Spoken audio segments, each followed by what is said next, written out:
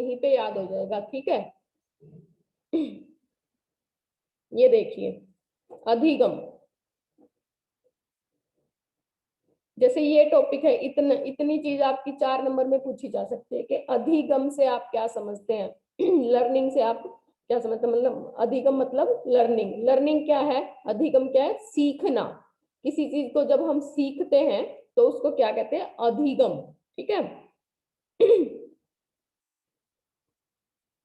आज हम जानेंगे यहाँ पे अधिगम का अर्थ। मान लो अधिगम का अर्थ 4 नंबर में आना हो तो अधिगम का अर्थ पूछ लिया जाता है, यहीं से 4 नंबर का बन जाता है, ठीक है। इसको अधिगम का अर्थ और प्रभावित करने वाले कारक पूछ लिए जाए तो यही 16 नंबर में क्वेश्चन आ जाता है, ठीक है। ये बहुत ही सिंपल सा टॉपिक है, आपको अच्छे से ये याद हो जाएगा, अभी याद हो जाएगा, इसमें कुछ ऐसा है ही नहीं।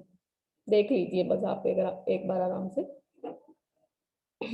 ये देखिए, मनुष्य में सीखने का क्रम जन्म से मृत्यु तक चलता रहता है। ये बात हम स्टार्टिंग से देखते आ रहे हैं कि भी जो सीखना है, जो डेवलपमेंट है, ठीक है। डेवलपमेंट क्या है, अपने आप को मतलब इम्प्रूव करना, आगे से आगे सब कुछ सीखते जाना। तो वो क्या है, मृत्यु तक चलता है। जब बच्चा पैदा होता है और तब से, ठीक है, पैदा होता है वो तो धीरे धीरे धीरे अनुकरण करके सीखता है, दूसरों की नकल करता है, जैसे दूसरे बोलते हैं वैसे ही सीखता है, ठीक है। धीरे धीरे वो उसका मानसिक मतलब मेंटल डेवलपमेंट होने लगता है तो और बातें सीखता है, तार्किक चिंतन करना सीख जाता है, ठीक है। तार्किक चिंतन की अवस्था जो आप पूछ रहे थे वो क्या होती है कि भाई बच्चा जब हर बात के बारे में तर्क वितर्क करके किसी चीज के बारे में जानने लग जाता है, ठीक है। तो यहाँ पे क्या है, मनुष्य में सीखने का क्रम जन्म से मृत्यु तक चलता है। बिल्कुल सही बात है भाई, जन्म से मृत्यु तक बच्चा इंसान सीखता रहता है। कुछ सीखने के बाद मानव अनुभवों के आधार पर कार्य रूप देने का प्रयास करता है। जब वह सीख जाता है तो वह अपने अनुभव के आधार पर ही इंसान सीखता है, ठीक है।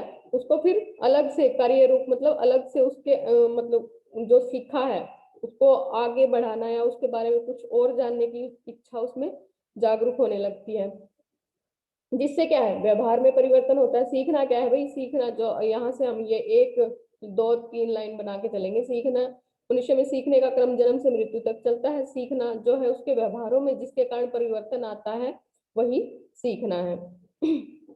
व्यवहार में होने वाले इन परिवर्तनों को ही सीखना अथवा अधिगम कहते हैं, ठीक है। जब हम कुछ सीख जाते, जब हमें कुछ भी नहीं आता, ठीक है, मान लो ये टॉपिक ही है या फिर प्याजेट थ्योरी थी, ठीक है, आपके लिए क्या था, प्याजेट थ्योरी एक बहुत बड़ा वो था भाई, बहुत बड़ा हुआ है ये तो, कुछ इसमें कुछ आ ही नहीं रहा, ठीक है। जैसे मैंने आपको बताया कि भाई ये 4 अवस्थाएं बताई हैं और ये 4 इनमें परिवर्तन होते हैं। इन 4 अवस्थाओं में जैसे जैसे बच्चा बढ़ता है वैसे वैसे ये परिवर्तन हो जाते हैं। तो वो क्या हुआ, बच्चा भी सीख गया और आपको भी पता चला, तो आपके व्यवहार में परिवर्तन हुआ, आपने जान लिया, ठीक है। आप जैसे ही अब बच्चे को देखोगे, किसी बच्चे को नकल करते हुए देखोगे, बच्चा मान लो पेन को देख के, उसने बच्चे ने पेंसिल देखी है कभी, ठीक है, पेन को देख के भी अगर वो यूं बोलेगा पेंसिल है तो आप क्या कहोगे, बच्चा आत्म सातीकरण कर रहा है। आपने सीख लिया ना इस बात को कि बच्चा पूर्व ज्ञान से जोड़ रहा है इस चीज को, पहले इसने कभी देखी है ये चीज। कभी कभी बच्चा क्या करता है, उसको चाहे हमारे किसी किसी भी चीज की, चाहे घर के ताले की चाबी भी मिल जाएगी तो वो क्या करेगा, बाइक में लगाना शुरू कर देगा, क्योंकि उसने अपने पापा को, अपने पेरेंट्स को, किसको देखा है कि भाई बाइक चलाते हो चाबी का यूज करते हैं। तो वो क्या है, हम क्या बोलते हैं यहाँ पे कि देखो इसको पता है कि ये चीज चाबी का ये यूज होता है। तो वो क्या है, यहाँ पे आप क्या कहोगे कि बच्चा आत्म सातीकरण कर रहा है, ठीक है, एसिमिलेट कर रहा है इस बात को कि इसने कभी, मतलब पहले हम ये बोलते थे कि इसको पता है ये चीज कि यहाँ पे ये यूज होता है इसका, पर अब आप सीख चुके हो उस बात को, आपको पता है कि वो क्या कर रहा है, उस अवस्था को, उस स्टेज को क्या बोलते हैं, ठीक है। तो आपके भी व्यवहार में परिवर्तन हुआ। जैसे जैसे बालक किसी जलती वस्तु को छूने का प्रयास करता है, छूने के बाद की अनुभूति से ऐसा निष्कर्ष निकलता है कि जलती हुई वस्तु को छूना नहीं चाहिए। बिल्कुल सही बात है, जैसे उसने अपने अपने अनुभव से सीखी ये चीज। पहले उसको नहीं पता था कि भाई, उसको लग रहा था छोटा बच्चा है, कोई जलती हुई चीज अच्छी है, आकर्षक चीज है, जल रही है, चमक रही है, ठीक है, उसने उसकी तरफ हाथ किया, उसका हाथ जला, उसको क्या अनुभूति, उसको कैसा लगा, भाई ये तो बहुत ही, इस चीज को छूना नहीं चाहिए, ठीक है। उसको अब आगे से जब बच्चा कोई चीज जलती चीज को देखेगा उसको छुएगा नहीं, उसने इस चीज को सीख लिया, ठीक है। अधिगम यह प्रक्रिया सदैव एक समान नहीं रहती, इसी इसमें प्रेरणा के द्वारा वृद्धि एवं करने वाले कारकों में इसकी गति धीमी पड़ जाती है। तो यहाँ पे क्या है कि अधिगम, मैंने आपको सबसे पहले ये बताया था कि अधिगम की जो प्रक्रिया है, लर्निंग जो है हमारी, वो हमेशा ही सक्रिय और एक जटिल प्रक्रिया है। सक्रिय का क्या मतलब है कि एक्टिव रहना पड़ता है किसी चीज को हमें सीखने के लिए, ठीक है। किसी चीज को जब हम एक्वायर्ड करते हैं, अर्जित करते हैं किसी किसी चीज को, वो तो एक स्वाभाविक प्रक्रिया है, ठीक है। जैसे आप भाषा को ही मान के चलो, भाषा अगर हम सीखते, अगर हम अर्जित करते हैं तो वो एक स्वाभाविक है। जैसे हम घर में, हमारे घर में पेरेंट्स बोलते हैं, हमारे आसपास जो लोग बोलते हैं, हम उसको वैसे ही बचपन से सीख जाएंगे। उसको, उसके लिए ना हमारे पास कोई नियम है ना कोई सिद्धांत है, वैसे ही हम बोलना शुरू कर देंगे। और अधिगम क्या है, अर्जन में और अधिगम में, एक्वायर्ड में और लर्निंग में क्या डिफरेंस है, मतलब के धीरे धीरे हम और टॉपिक भी इसमें मिला के जानते चले जाएंगे। एक्वायर्ड तो वो मैंने बता दिया कि स्वाभाविक है, नेचुरल प्रोसेस है, उसमें कोई वो नहीं है, नियम नहीं है, बच्चा वैसे ही चलते फिरते अपने घर के वातावरण से सीख जाता है, जैसे भी हम बोलते हैं, ठीक है। और अधिगम क्या है, लर्निंग क्या है, वहां पे लर्निंग एक क्रिया है और बहुत ही जटिल प्रक्रिया है। जटिल भी हो सकती है, मान लो हमें कोई दूसरी भाषा सीखनी है, स्पेनिश या इंग्लिश, इंग्लिश को मान के चलो, इंग्लिश सीखनी है, तो हमारे लिए वो क्या हो जाएगी, उसके लिए हमें एक्टिव भी रहना पड़ेगा और सक्रिय, मतलब कि सक्रिय भी रहना पड़ेगा, और वह हमारे लिए जटिल भी हो सकती है। जरूरी नहीं है कि हर बच्चे की लर्निंग जो वो है, योग्यता है, वो एक जैसी हो। किसी को जल्दी समझ में आ जाए, किसी को थोड़ा लेट समझ में आए, ठीक है। तो ये तो हुआ अधिगम। साथ में मैंने आपको अर्जन और अधिगम में भी डिफरेंस बता दिया। ये जो रीट का एग्जाम है ना भाई, ये बच्चे ध्यान दे के सुन लिया करो इन बातों को। फिर क्या है कि अधिगम व प्रक्रिया सदैव एक समान नहीं रहती। बिल्कुल सही बात है भाई, एक समान नहीं रहती। जैसे जैसे हमारा मेंटल डेवलपमेंट होता है, कभी कभी हम जल्दी सीख जाते हैं, कभी कभी हम बहुत धीमी और मतलब गति से सीखते हैं। प्रेरणा के द्वारा वृद्धि है, प्रभावित करने वाले कारकों में इसकी गति धीमी पड़ जाती है। बिल्कुल, अगर हमें किसी तरह से कोई मोटिवेट ही ना करे, कभी कभी ये होता है भी, हम कोई हमें इतना मोटिवेट कर देता है कि आप कर सकते हो, आप ये चीज करो, आपको आ जाएगी, ठीक है। तो हमें क्या लगता है, हाँ भाई मैं कर लूंगा, मैं सीख लूंगा इस चीज को, और हमारी सीखने की जो गति है, जो हमारी रफ्तार है, वो अपने आप तेज हो जाती है, जल्दी जल्दी हम उस चीज को सीख लेते हैं। वहीं पे अगर हमें कोई डीमोटिवेट करने वाला इंसान मिल जाए, हमें ये बोल दे नहीं यार ये तेरे बस की बात नहीं है, हमसे नहीं हो पाएगा, या एक दो दोनों दोस्त ही है आपस में मतलब डिमोटिवेट कर रहे हैं कि हमसे नहीं हो पाएगा, ये हमें नहीं आएगी ये चीज, तो वहां पे क्या है, उसकी गति, सीखने की गति अपने आप धीमी पड़ जाएगी, ठीक है। इसमें तो भाई सिर्फ यही चीजें थी। सीखना क्या है, जीवन पर्यंत चलने वाली प्रक्रिया है, या व्यवहार में आए परिवर्तन को अधिगम बोलते हैं। और ये है बालक के, जैसे ये एक एग्जाम्पल दे दिया, इसमें आप इतना ही लिखोगे एग्जाम में, ठीक है। और यह धीमी भी बढ़ सकती है और यह तेज भी हो सकती है, और यह अधिगम प्रेरणा पे आधारित होती है, मतलब अधिगम नहीं, ये प्रेरणा मतलब मोटिवेशन पे आधारित होती है, ठीक है। इसको प्रभावित भी करते हैं, कई कारण होते हैं जो आगे पढ़ेंगे हम। ये देखिए अलग अलग अवधारणाएं बताई हैं, अलग अलग जो हमारे ये है, वुडवर्ड के अनुसार देखिए, नवीन ज्ञान और नवीन प्रतिक्रियाओं को प्राप्त करने की प्रक्रिया सीखने की प्रक्रिया है। बिल्कुल सही बात है, जब हम नई चीजों को सीखते हैं, हमारे दिमाग में जब नए कॉन्सेप्ट बनते हैं किसी चीज के बारे में, जब हम जानने के इच्छुक होते हैं, ठीक है, तभी हम नई सीखते हैं ना, नई चीजों के बारे में ही सीखते हैं। फिर ये देखिए, क्रो एंड क्रो के अनुसार सीखना आदतों, ज्ञान और अभिवृत्तियों का अर्जन है। अर्जन वो मैंने बताया आपको, एक्वायर्ड करना किसी चीज को, आदतों का, ज्ञान को, नॉलेज को, ठीक है। अभिवृत्ति और मतलब क्या है, अपने इंटरेस्ट से किसी चीज को जानना ही सीखना बोला गया है यहाँ पे। जब हमें किसी चीज में इंटरेस्ट होगा, उसके लिए हम सक्रिय रहेंगे, एक्टिव रहेंगे, और वहीं पे हम लर्निंग कर पाएंगे, ठीक है। अगर हमें कोई चीज हमारे दिमाग पे लाद दी जाए कि ये तो आपको करना ही है, तो वहां पे क्या लर्निंग हो पाएगी, नहीं होगी वहां पे लर्निंग। वो सिर्फ उसको रोट लर्निंग बोलेंगे, रट लेंगे उस चीज को, हम समझ नहीं सकते, सीख नहीं सकते, वो व्यवहार हमारा स्थिर नहीं रहेगा। उसमें थोड़े दिन हमें वो चीजें याद रहेंगी, उसके बाद हम भूल जाएंगे।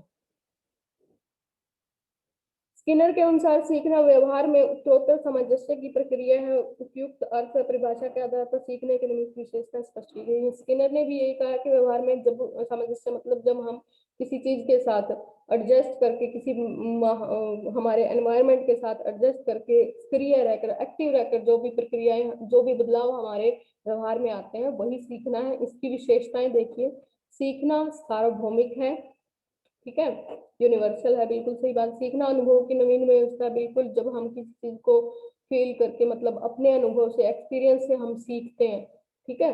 सीखना वातावरण क्रियाशील की वातावरण एनवायरनमेंट पे भी आधारित है, ठीक है। फंक्शन मतलब इसमें होते हैं ये देखिए, सीखना समायोजन है, बिल्कुल सही बात है। सीखना समायोजन क्या है? एडजस्टमेंट है। किसी चीज को अगर हमें सीखना है तो वहाँ पे एडजस्टमेंट भी हमें करनी पड़ती है। सीखना जीवन भर चलने वाली सतत प्रक्रिया है, कंटिन्यू चलने वाली प्रक्रिया है, प्रोसेस है हमेशा। वो जो हमने स्टार्टिंग में पढ़ी थी वही बात है। सीखना व्यवहार में परिवर्तन, ये हम जान चुके। जब कुछ हम सीख जाते हैं तो वैसे ही हमारे व्यवहार में परिवर्तन आ जाता है, ठीक है। ये देखिए, इस तरह से ये डायग्राम आप ध्यान रखेंगे। इस तरह से आपने ये बताया, ठीक है। क्वेश्चन अगर 16 नंबर में आ जाता है, यहाँ से इसमें से ये बातें बताई जो मैंने आपको क्लियर की हैं। फिर दो इनमें दो याद रख लो या तीन याद रख लो तो और भी अच्छी बात है। कुछ मुश्किल है नहीं इनमें, सीख मतलब इनको याद रखने में, ठीक है। उसके बाद ये वाला जो आपने याद रख लिया ये डायग्राम, तो आगे चल के जो कारक है सिर्फ ये बना लो, इसको दिमाग में रख लो, एक बार बना के देख लो, आपको आगे कोई दिक्कत नहीं आएगी। इन पॉइंट्स को आप छोटा छोटा इनमें लिखते जाओ, ठीक है। एग्जामिनर को भी इस तरह से आप बना देते हो तो देखते ही वो आगे पढ़ने की बजाय उसके लिए भी इजी हो जाता है कि हाँ भाई बच्चे को बिल्कुल सारा ज्ञान है, पूरी नॉलेज है, तभी उसने ये बनाया। ये अगर बनाया तो इनके बारे में नॉलेज है, ठीक है। यहीं से आपको नंबर मिल जाएंगे। ये देखिए, अधिगम को प्रभावित करने वाले कारक कौन से कारक हैं? विषय सामग्री का प्रस्तुतिकरण, बिल्कुल यहाँ पे हम एक एक करके जानेंगे। विषय सामग्री का प्रस्तुतिकरण, सीखने की इच्छा, ठीक है। परिपक्वता मतलब मैच्योरिटी। विषय सामग्री का प्रस्तुतिकरण अभी बताऊंगी। सीखने की इच्छा, ठीक है, सीखने के लिए हम कितने एक्टिव हैं, हमारी क्यूरियोसिटी कितनी है, कैसी है, ठीक है। इच्छा हमारी मतलब अंदर किसी चीज को सीखने के लिए हमारा मन कितना है, ठीक है। कभी कभी हम ये कहते हैं हमारा मन ही नहीं कर रहा इस चीज को जानने का या इस चीज को सीखने का, इंटरेस्ट ही नहीं है मतलब के। परिपक्वता मतलब मेच्योरिटी। अभिप्रेरणा जो मैंने अभी बताया था, मोटिवेट हम कितने हैं सीखने के लिए। परीक्षण, अध्यापक की भूमिका, ठीक है। बालकों का शारीरिक व मानसिक स्वास्थ्य है, ठीक है, मेंटली और फिजिकली ठीक है या नहीं, ठीक है। समय व थकान, सीखने का उचित वातावरण। अब ये देखिए, ये नीचे इनको एक्सप्लेन किया है, हम यहीं से जानेंगे। ये तो आप खुद पढ़ लोगे, इसलिए हम यहाँ से पढ़ते हैं। देखिए, विषय सामग्री, अगर हम कुछ कोई चीज बच्चे को सिखा रहे हैं, ठीक है। विषय सामग्री का प्रस्तुतिकरण क्या है कि अगर हम मान लो हम कोई टॉपिक है हम बच्चे को पढ़ा रहे हैं, ठीक है। मान लो किसी चीज के बारे में, पेड़ या वृक्षों के बारे में बता रहे हैं, तो उसके लिए जो हम चार्ट लेके आएंगे या कोई सिखाने के लिए जो हमारे पास सामग्री होगी, जो भी चार्ट है या कोई और चीज है, तो उसका प्रस्तुतिकरण भी हमें अच्छे से करना पड़ेगा। प्रेजेंटेशन भी हमारी अच्छी होनी चाहिए ताकि बच्चा सीख सके, ठीक है। उससे कि ये नहीं है कि आप चार्ट दिखा रहे हो किसी चीज का, ठीक है। वो मान लो हम भारत के मानचित्र के बारे में बता रहे हैं, मैप के बारे में, मैप में कुछ दिखा रहे हैं, अगर मैप ही कटा फटा होगा या कोई चार्ट है आप बना के लाए हो वही कटा फटा होगा, उसमें कोई चीज आपने ठीक से लिखी हुई नहीं है और आप एक बार दिखा रहे हो, बच्चों को दिखाई दे रहा है, दूर तक दिखाई भी नहीं दे रहा है, या फिर उसमें जो लिखा है वो चीजें धुंधली है, तो वो क्या है, उसको वो सही से परफेक्ट होनी चाहिए भाई। विषय सामग्री का प्रस्तुति प्रेजेंटेशन आपकी परफेक्ट होनी चाहिए। कोई चीज अगर आप सिखा रहे हो तो उससे रिलेटेड जो आपके पास सामग्री है, टीएलएम है, ठीक है, टीचिंग लर्निंग मटेरियल है, तो वो अच्छी होनी चाहिए और उसको आप अच्छे से दिखाओ, बच्चों को प्रेजेंट अच्छे से करो, तभी बच्चा सीख पाएगा। वरना हम चार्ट लगा दें, वो कटा फटा है, बच्चे का सीखने पे उसको देखने में ध्यान कम, वो कटा फटा है कहीं से उस पर ज्यादा ध्यान देगा। बच्चे क्या करेंगे, आपस में बातें करने लग जाएंगे, ये फटा हुआ है, ये चूने काट गए, इस तरह से। तो वो क्या प्रभावित करती है ये चीजें सीखने को। फिर क्या है, लर्निंग को प्रभावित करती है सीखने की इच्छा। फिर दूसरा हम देखते हैं कि सीखने की इच्छा कितनी है, ठीक है, बच्चे की मन कितना है सीखने का, कि पहले तो उसमें इंटरेस्ट पैदा करो बच्चे में कि सीखना क्या है, मतलब जैसे मैंने आपको बताया कि सीखना है क्या, फिर उसके 2-3 उदाहरण दो, एग्जाम्पल दो, ठीक है, चाहे कितनी भी आसान चीज क्यों ना हो, इजी चीज, इजी टॉपिक क्यों ना हो, चाहे कितना ही मुश्किल क्यों ना हो, पहले बच्चे में इंटरेस्ट क्रिएट करना पड़ता है हमें, ठीक है, रुचि पैदा करनी पड़ती है, फिर ही उसका मन बनेगा उसको सीखने का। उस जो व्यवहारिक बातें हैं आपके टॉपिक से जुड़ी हुई वो बताओ, फिर बच्चे को ये लगेगा हाँ भाई ये तो बिल्कुल सिंपल सी बात है, यही सीखना है, इसी को जानना है आज, तो ये तो मैं जान लूंगा, तो इच्छा बनेगी उसमें सीखने की, ठीक है, इंटरेस्ट पैदा होगा। फिर क्या है, परिपक्वता, मैच्योरिटी होनी चाहिए बच्चे के अंदर, ठीक है, मतलब हम जो भी सिखाएं, जो भी बच्चे को बता रहे हैं किसी चीज के बारे में, उसका मेंटल लेवल, उसकी एज को ध्यान में रखना है यहाँ पे। अभी प्रेरणा, मोटिवेशन होना चाहिए बच्चे बच्चे को अच्छे से, अगर हम ये कहेंगे बिल्कुल जैसे स्टार्टिंग में ही ये बोल दिया मैंने आपको, कुछ भी नहीं है इस टॉपिक में, बिल्कुल आसान है, जैसे हमारे रोज के जो व्यवहार होते हैं स्टार्टिंग से ही, जो इस पेपर में मैं आपको बता रही हूँ, जब से हम पैदा हुए थे और जब तक हम वृद्धावस्था में पहुंचेंगे, वही सब बातें, उन्हीं चीजों को किसी स्टेज का, अवस्थाओं का नाम दे दिया गया है, और कुछ भी नहीं है। ठीक है, तो अभी प्रेरणा, मोटिवेशन अच्छा होना चाहिए कि हाँ आप कर सकते हो, इसमें कोई दिक्कत नहीं है, कोई प्रॉब्लम नहीं है, बिल्कुल आसान चीज है, आप कर सकते हो, ठीक है, तो मोटिवेशन उसका अच्छा होना चाहिए। परीक्षण, परीक्षण मतलब के सीखने के लिए उसको अच्छा परीक्षण, ट्रेनिंग अच्छी मिलनी चाहिए। अध्यापक भूमिका, अध्यापक की भूमिका ये कि आप बच्चे को ये सब चीजें अध्यापक की भूमिका ही है, ये इनमें विषय सामग्री का अच्छा प्रस्तुतिकरण है, मतलब सीखने का अच्छा इंटरेस्ट क्रिएट कर रहा है, अध्यापक का ही काम है ये भी, ठीक है, उसके मेंटल लेवल को जान रहा, आप ऐसी चीज बता रहे हो बच्चों को जो उनके मानसिक स्तर से ही ऊपर की है, तो वो क्या है, दिमाग से ऊपर ही जाएगी, या फिर मान लो आपके सिलेबस में है भाई ऐसी चीज जो हमें करवानी पड़ेगी, ठीक है, तो उसको एक बार सिंपल वे में बताओ बच्चों को, ठीक है, उनके अकॉर्डिंग बना दो, ठीक है, फिर उनको मोटिवेट करना, ये सब अध्यापक की ही भूमिका है भाई बच्चे के सिखाने में। बालकों का मानसिक स्वास्थ्य है, इसमें क्या है, ये बिल्कुल बच्चे अगर मानसिक और शारीरिक रूप से स्वस्थ होंगे तभी वो सीख पाएगा। अगर हम क्लास में बैठे हैं, हमारे दिमाग में कुछ और चल रहा है, टेंशन चल रही है किसी चीज को लेके, ठीक है, तो हम नहीं समझ पाएंगे इस चीज को, नहीं सीख पाएंगे, हमारा दिमाग ही नहीं है, हमारा ध्यान ही नहीं है उस चीज में सीखने में। तो शारीरिक क्या होता है कि अगर हम किसी चीज में अगर हम शारीरिक क्या है कि किसी तरह का कहीं भी हमारे शरीर में दर्द है, कोई पेन हो रहा है, सिर दर्द हो रहा है, ठीक है, हाथ में दर्द है, कान में दर्द है, तो उस चीज से क्या है, वो प्रभावित करती है लर्निंग को, तो बच्चे का ना तो मानसिक भी वो हो पाएगा, वो ध्यान लगा पाएगा, और शारीरिक नहीं हुआ तो उसका बस उसी में मन रहेगा, भाई मेरे को तो दर्द हो रहा है, वो सीख नहीं पाएगा उस चीज को। ये बिल्कुल सिंपल सी बात है, इसमें कुछ है ही नहीं ऐसा। समय व थकान, समय ठीक होना चाहिए, ठीक है, हम ऐसा समय चुन ले कि बच्चे को उस टाइम नींद ही नींद आ रही है, या फिर इस तरह से टाइम बिल्कुल ठीक होना चाहिए, थकान नहीं होनी चाहिए बच्चे में, उसमें थोड़ा सा के जैसे एक्टिव होना चाहिए उस टाइम, बच्चा थका हुआ नहीं होना चाहिए। सीखने का उचित वातावरण, बिल्कुल सही बात है भाई, सिखाने का अगर हम किसी को कुछ सिखाने जा रहे हैं तो उसके लिए वातावरण भी तो अच्छा बनाओ ना। अगर मैं यहाँ बैठी हूँ, यहाँ पे उस तरफ से आपको शोर आ रहा है, उस तरफ से शोर हो रहा है, ठीक है, जब मान के चलो जब बच्चे म्यूट नहीं थे सारे, तो वो क्या करते थे, कभी कुछ कोई बच्चा बोलता था, कभी कोई, वो उचित वातावरण नहीं था, ठीक है, बच्चे सीख नहीं पा रहे थे, ठीक से समझ नहीं पा रहे थे टॉपिक को।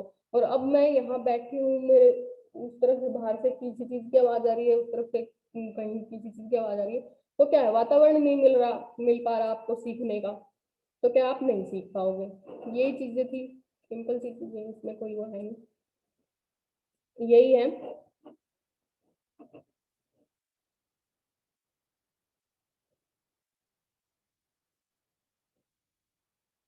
ये देखिए, वही जो मैं ऊपर बता चुकी वही बातें हैं। बालक का शारीरिक और मानसिक स्वास्थ्य, प्राय देखा जाता है कि शारीरिक और मानसिक रूप से स्वस्थ बालक सीखने में रुचि लेता है, बिल्कुल सही बात है, जब बच्चा मेंटली और फिजिकली स्ट्रांग होगा तभी वो सीखेगा ना। थकान का प्रभाव कम होने से छात्र जल्दी सीखते हैं, अगर थकान हुआ नहीं होगा, एक्टिव होगा, कभी सीखेंगे। शारीरिक और मानसिक दृष्टि से पिछड़े बच्चे प्राय पढ़ने लिखने में कमजोर रहते हैं और वे देर से सीखते हैं। भाई ठीक, ये भी सही बात है। जिनकी आईक्यू लेवल कम होता है, मानसिक स्तर मतलब उनका ठीक नहीं है, मेंटल लेवल को जानो बच्चे के, तो वो क्या है, अगर आईक्यू लेवल कम है तो वो थोड़ा देर से सीखता है बच्चा। उसमें कोई बड़ी बात नहीं है कि कई बच्चों को जल्दी समझ में आ जाती है कोई चीज, और कुछ बच्चों को थोड़ी देर में समझ में आती है। मैच्योरिटी वही वही व्यक्ति की आयु बढ़ने के साथ साथ उसकी परिपक्वता भी बढ़ती है। शारीरिक शारीरिक एवं मानसिक रूप से परिपक्व होने पर सीखने की गति बढ़ जाती है, जिससे सीखने का स्तर भी बढ़ जाता है। इसके विपरीत यदि आयु एवं परिपक्वता के अनुरूप अधिगम सामग्री नहीं है तो अधिगम सामग्री ग्रहण करने में कठिनाई होगी। यहाँ पे अधिगम सामग्री का क्या है, जो हम बच्चे को सिखाने के लिए हमारे पास PLM है, ठीक है, लर्निंग मतलब जो मटेरियल भी जो हम सिखाने के लिए लेके आए हैं वो भी उनकी आयु और उनके मेंटल लेवल के अकॉर्डिंग होनी चाहिए। ठीक है, ये नहीं एक बच्चे को कुछ समझ में ही नहीं आ रहा, देख के कुछ पता ही नहीं चल रहा है। ठीक है, तो क्या है, आयु के साथ साथ ही मैच्योरिटी आती है। सब कुछ हमें देखना चाहिए, कुछ कोई चीज अगर हम सिखा रहे हैं तो ये बच्चे के अकॉर्डिंग है भी या नहीं। सीखने की इच्छा, सीखना बहुत कुछ व्यक्ति की इच्छा पर, बहुत कुछ क्या, लगभग ये व्यक्ति की इच्छा पर तो निर्भर करता ही है। तभी कहते हैं कि बच्चे को वही सीखने दो, करने दो जो वो करना चाह रहा है, कि उस पर कोई भी चीज थोपो मत। कोई भी हम जैसे 10th के बाद अगर हम ये कहते हैं कि नहीं हमें तो नॉन मेडिकल भी दिलानी है मेरे बच्चे को, वो ही करेगा नहीं। उसको जो उसकी इच्छा है वो करने दो, तभी वो उसमें इंटरेस्ट लेगा और उसको जानेगा। ठीक है, जिस बात को सीखने के लिए बच्चों में प्रबल इच्छा होती है उसे सीखना उतना ही शीघ्र होता है। ये सही जो मैं ऊपर बता चुकी, जितना हमारा मन होगा किसी चीज को जानने के लिए, जैसे अब आप बच्चे जो आ रहे हैं ऑनलाइन क्लासेस ले रहे हैं या आप इन सब चीजों को जान रहे हैं, आपका मन है पढ़ने का, ठीक है। जो नहीं जान रहे या जिनके पास टाइम नहीं है तो वो जल्दी बाद में जब वो एग्जाम के टाइम में इनको जानेंगे जल्दी जल्दी, वो बेमन से सिर्फ वो बस यूं करेंगे क्लियर हो जाए जल्दी से हमारा और पेपर पास करना है। तो क्या है, अगर आपका मन है तभी आप क्लास ले रहे हो, तभी मेरी बातों को सुन रहे हो, तो जल्दी से सीख पाओगे इन चीजों को। ठीक है, दूसरा क्या है, सीखने की इच्छा, ये वही है। प्रेरणा, मोटिवेशन, सीखने के लिए बच्चों को प्रेरित करना अत्यंत आवश्यक है। भाई अगर मैं स्टार्टिंग में मैंने आपको टॉपिक के बारे में बताया है कि बिल्कुल इजी है, कुछ भी ऐसा है नहीं, बस समझ लो ये एग्जाम में आएगा, ये क्या है, मोटिवेशन ही तो है। इस तरीके से आप सीख जाओगे इस चीज को। ठीक है भाई, पूरा ध्यान लगाकर ध्यान से सीख रहे हो, सुन रहे हो, इसलिए समय समय पर प्रशंसा, प्रोत्साहन, प्रतियोगिता के आधार पर, जैसे मैंने आपको ये टॉपिक करवाए हैं पीछे फर्स्ट यूनिट के, मैंने आपको ये बोला कि ये एग्जाम में आएंगे, इसमें से 20 नंबर का 100% आएगा। ठीक है, प्रोत्साहन मिला आपको।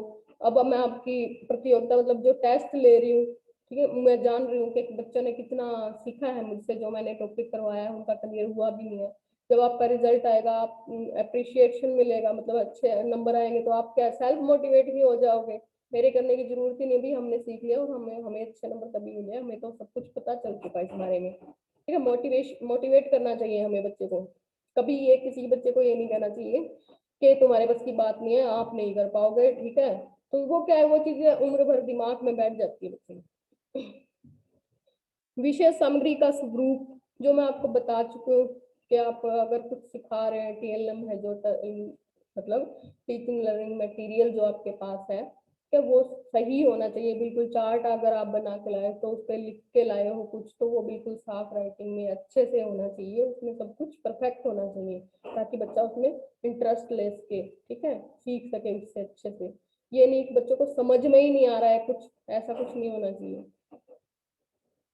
रुचि और अभिक्षमता के अनुरूप पाठ्य वस्तु सरल, रोचक एवं अर्थपूर्ण होने पर छात्र उन्हें रुचिपूर्ण रूप से शीघ्रता से सीखते हैं। ये क्या था भाई, ये टॉपिक जैसे यहाँ पे देखिए, सरल और क्या है, बिल्कुल इजी होना चाहिए। जितना हम इजी वे में समझाएंगे बच्चे को उतना ही समझ में आएगा। ये PDF मैं आपको क्यों दिखा रही हूँ, क्यों, ये टॉपिक तो आपके बुक में भी था, वहां से भी आप पढ़ लेते, या फिर सीधा बुक वाला पेज में दिखा के आपको पढ़ा सकती थी, पर मैंने ये ही क्यों दिखाई, क्योंकि यहाँ पे मैंने बिल्कुल इजी बना के आपको दिखाया है, इजी तरीके से आपको बता रही हूँ। और यही आप अगर लिखोगे एग्जाम में, इसी तरीके से आप लिखोगे ताकि एग्जामिनर को भी अच्छे से समझ में आए, पता चले कि हाँ भी बच्चे को तो सब कुछ पूरी नॉलेज है।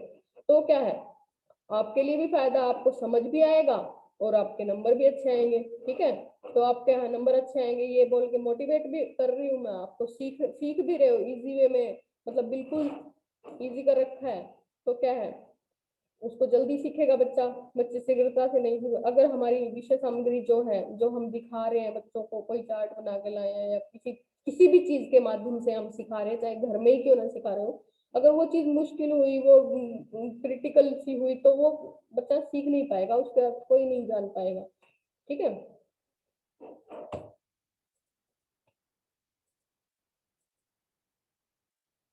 फिर देखिए एनवायरमेंट। एनवायरमेंट के बारे में मैंने आपको पहले बताया था कि भौतिक व सामाजिक वातावरण दोनों ही शिक्षण अधिगम को प्रभावित करते हैं।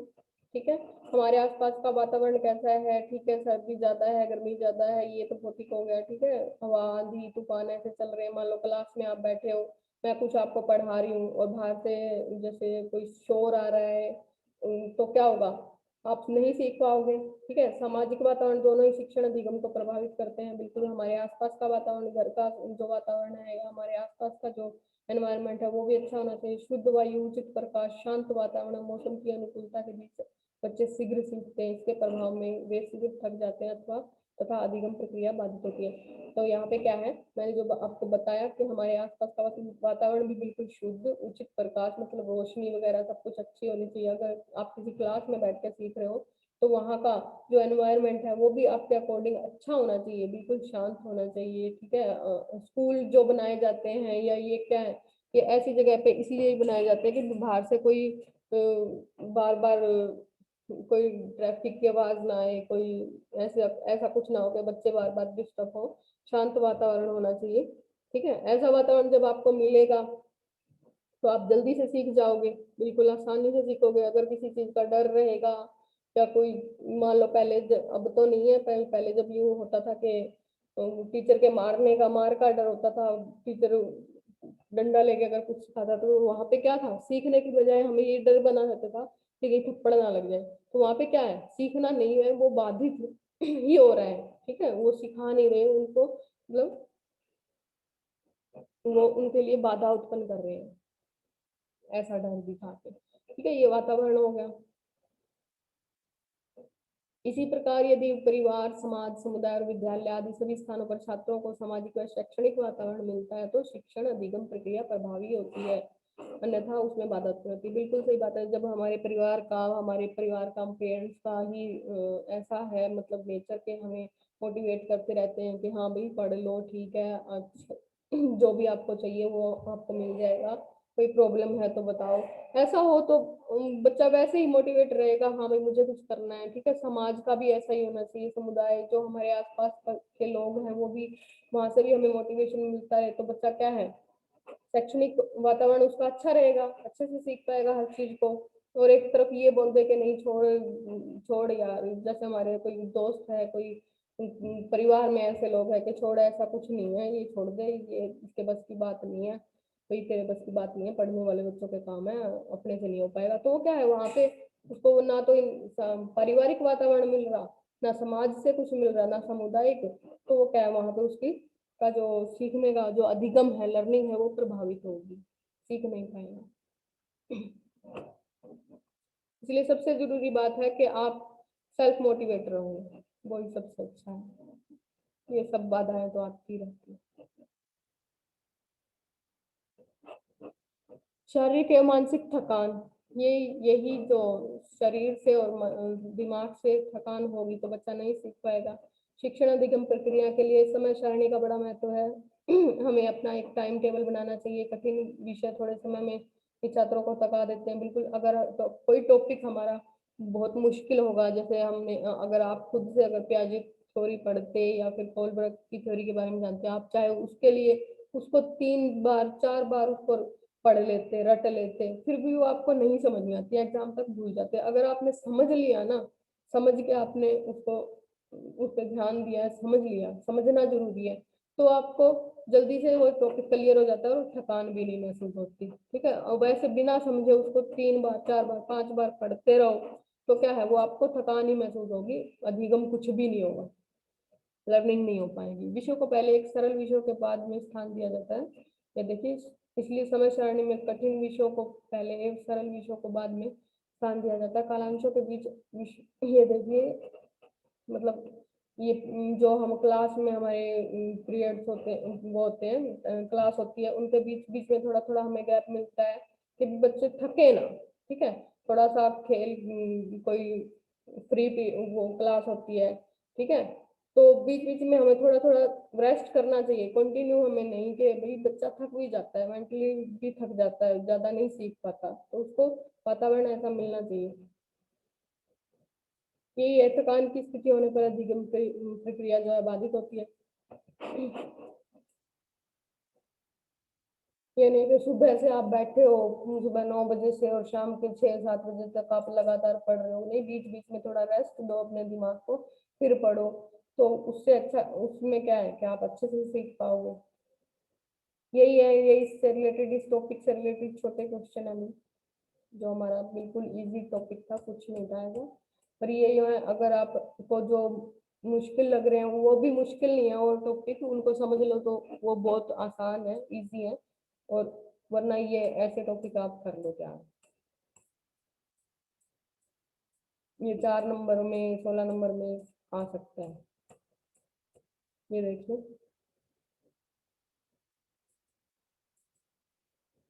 निम्न में से कौन सा सीखने के मुख्य नियमों में शामिल नहीं है? बहुवचन क्रिया का नियम, ये छोटे क्वेश्चन होते हैं।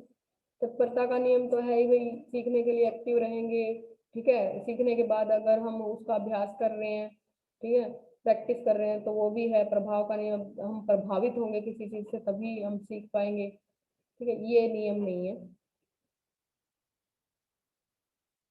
ये छोटे क्वेश्चन है कुछ। सीखने के ये सभी नियम बताए हैं थॉर्नडाइक ने, तत्परता का नियम बताया, प्रभाव का नियम बताया, अभ्यास का नियम बताया, ये सब थॉर्नडाइक के नियम है।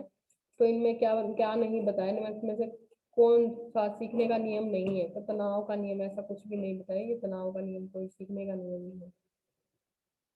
ये थे छोटे क्वेश्चन इनमें से।